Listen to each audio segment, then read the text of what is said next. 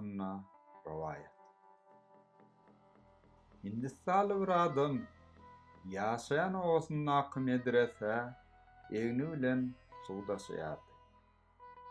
Onuň 2 sany suw küýdesi bardy. Küýdeleri 2 uju çeňekli, eginden asylýan ýaýda daşýardy. Küýdeleriň biri täzedi we suw saklama we daşama wezipesini kämil ýerine ýetirýärdi. Ikinji küýde bolsa könejedi, çatlan ýeri bardy we ol ýerden suw syzýardy. Şeýdip, suwçynyň derýadan medrese çelli getirýän suwuny täze küýde dökmänjek boluşy ýaly getirýärdi. Köne küýde bolsa syzdyra ýarym küýde suw getirýärdi. 2 ýylyň dowamynda gününe şeýle dowam etdi. Suwdaşýan adam bu medrese her gün diňe 1,5 küýde suw getirýärdi. Elbetde täze küýde özüniň kemsi diýişine begenýärdi, buýsanýardy. Köne küýde bolsa kemkäs halyna we ýarym işine gynanýardy, namys edýärdi. 2 ýyllap şeýle keme bilen hyzmat eden köne küýde gülleriň ýerine namysdan içine sygmany dil açdy we suwça şeýle diýdi. Men öz-özüme namys edýärin we seniň öňünde ötünç soramak isleýärin. Näme boldy? Sen näme namys edýän?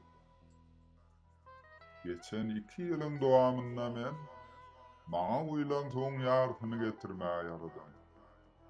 Munyň sebäbi meniň böwrümdäki jaýrak.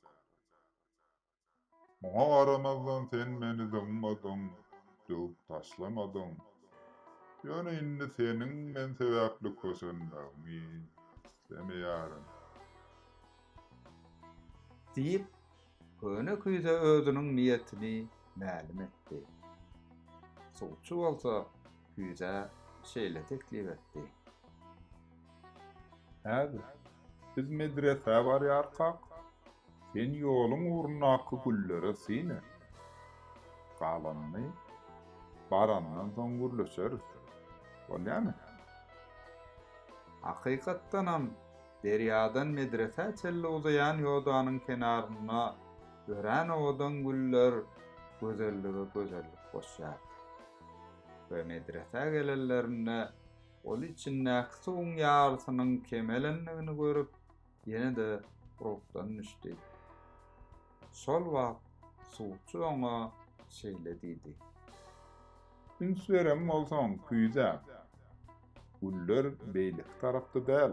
Eýsem, diňe seniň tarapyňdan ösýär. Ya men seniň tuğun syzyp dökülýänini bilýärdim we ony hayra peýdalynmaga çalyşdym.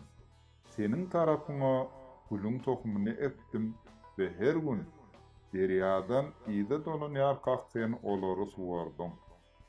Ve 2 ýylyň dowamynda men bu owadan güllerden alyp medresäniň sınıflaryny beredim. Sen we seniň şu kemçilik diýen artykmaçlygyň bolmasady, men muny edip başarmazdym we tanada beýle gözellik bolmazdy.